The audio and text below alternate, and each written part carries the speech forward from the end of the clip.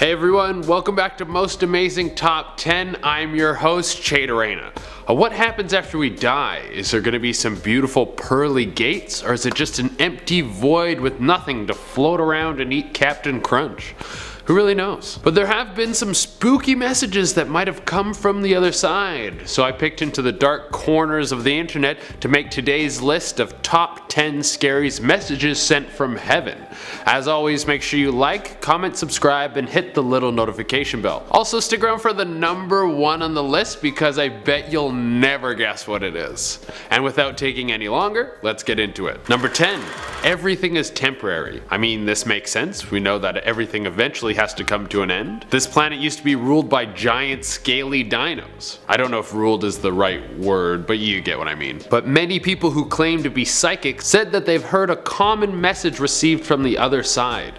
To hold on to nothing because you never know when you're gonna lose it. So you know that 100-year-old bottle of champagne you've been waiting to drink? Pop it open, have a party for one. The world could literally explode into a ball of flame at any moment. Some people see this as very positive. Take the bull by the horns, enjoy life, live every day as if it was your last. While others see this as an omen, that the inevitable end is on its way. That it's only a matter of time before fire rains down from the sky and lava erupts from the earth, killing everything in sight. Either way, you should really pop open that champagne. Number 9. There will be judgment. This is so conflicting. Some messages from heaven are telling me to live every day like it's my last, and others are telling me to make no mistakes. I have no idea what to believe. I found several accounts of psychics, priests, and other religious leaders that have said that when God speaks to them, there will be a great judgment. That after we die, our entire life will be laid out in front of us, and we will be judged on whether we are or are not worthy. I mean, we don't need to go over those 3 years I spent abroad. I know I made mistakes. You know I made mistakes. I was in my early 20s. Let's just call the whole thing a mulligan. What will we be judged on though? What if you did something that turned out bad but you had good intentions? Or what if you were a good person who just never went to church? In all my digging, it doesn't seem like a lot of these priests and psychics have very detailed answers. It's almost like you could call them liars. Number 8. There's a plan for all of us. We all like to think we operate with free will. Like every day we wake up and it's a series of choices that make what we are. But what if it's not that? Speakers from the Near-Death Symposium in Austin, Texas all seem to believe that we're not as in control of our lives as we think. That everyone on the planet is predestined for something. That fate is real. So that means when I sit on the couch with no pants on and dip french fries into nacho cheese, it was my destiny. I can't say I agree with this, but if it's true, this would be some pretty freaky stuff. The idea that some people are destined to die horrible, gruesome deaths? That natural disaster and some horrible plagues are all part of some sort of plan? That no matter how hard you try, you will always get spaghetti sauce on your pants every time you eat spaghetti? That's terrifying. How will you ever know if you're one of the people who are destined to become a billionaire or to get stuck in a trash compactor? I think I'm going to ignore this one and keep working hard because I don't need another reason just to eat carbs all day. Number 7. Please help me. This one was written by Redditor Needs an Answer Now. He wrote about how he lost his sister a few months ago to a suicide. However, he felt a little uneasy about it. He said that she was always happy and he had suspicions that foul play might have been involved. One night he woke up to his phone ringing. He said it was 3:37 in the morning and the person calling was using a private number. When he answered, there was just static. He said hello a few times, and right when he was about to hang up, that's when he heard it.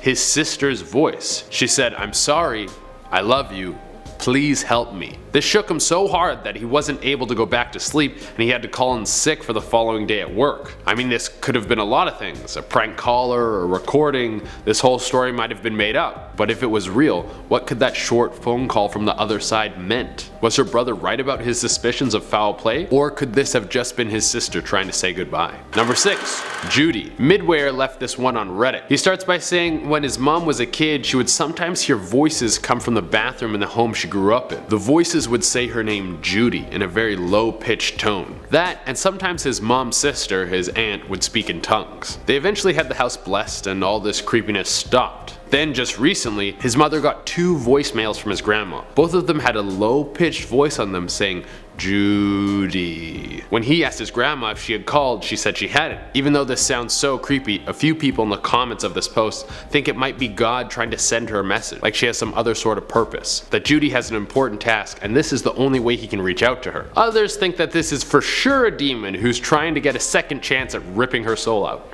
Let us know in the comments which one you think it is. 5. The Unholy will burn. This one was posted anonymously on Reddit. The poster claims to be someone who has had a near-death experience and saw God. When he spoke with God, he said he had one very clear message. Everyone who is unholy will burn. That's pretty heavy stuff for your first time meeting someone. I know you're God, but you think you would get to know me a little bit more before you decide to tell me how to live my life. He said that God showed him both sides. What salvation looks like for those who follow the right path, and what damnation looks like for everyone who gives into temptation. This all seems like pretty hack religious ideas. I mean, maybe this guy did see all this stuff, but I also think my nephew could come up with this after watching VeggieTales for a few hours. Number 4. We will all be one. Several monks, priests, shamans, and many other holy people have preached a common theme that when we die, we will all be in some sort of singularity, that everyone who has ever lived will become one. I'm guessing in some sort of hive mind scenario. The idea is that we are all part of God now, and after we die we will return. That the afterlife will be one giant shared experience with everyone who has ever lived.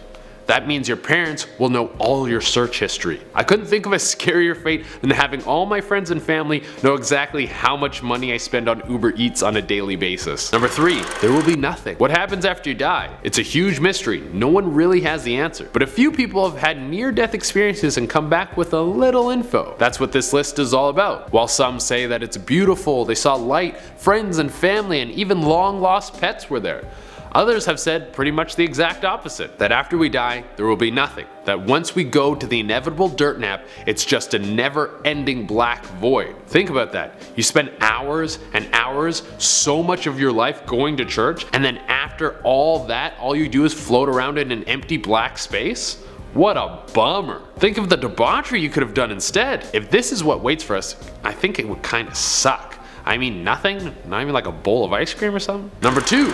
The apocalypse. We don't know when, we don't know how, but we do know it's apparently coming. One of the most talked about messages that might have come from the big man upstairs is the end of days. It's been called many things: Ragnarok, Rapture, the dark times. It is so much a part of our culture that there have been several video games, books, movies, television series all about this. Movies like The End, books like The Road, but if it's gonna happen, then when? So many people thought the Mayans had it right with the 2012 prediction, and Harold Camping was the one trying to convince everyone that it was gonna come a year earlier in 2011. So far, obviously, all of these messages have been very wrong, whether they've been from God or not. I'm more curious about how it's gonna happen.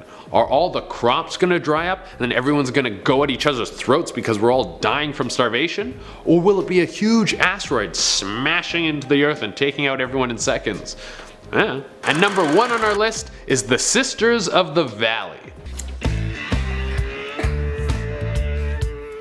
How much have we had today? These pot-smoking sisters are nestled away in the hills of California, and they believe that God has sent weed to us as a way to heal everyone. Before you think these ladies are just a bunch of stoners, the cannabis that these ladies grow has no THC. They grow cannabis that has CBD, which has powerful healing properties. So basically they believe God has sent weed to heal people. The name they've given their holy grow up is the Garden of Weeden. They aren't affiliated with any church, but they do live a very religious lifestyle. They take vows and they work together as sisters. I think if they actually opened up a church, attendance would be really high. Get it? Like high? Like they would actually be high? Like, do you get it? These ladies also have some serious business skills, racking up over $1 million last year. Well everyone, that's our list. Let us know in the comments what you thought of the video, and if you've ever had the heavens above whisper in your ear, tell us what they said. Like always, make sure you like, comment, subscribe, and hit the little notification bell. Until next time, I've been Chait Reina, and I think I've done enough research to start my own church. It's just gonna be me eating Cheetos if anyone wants to come.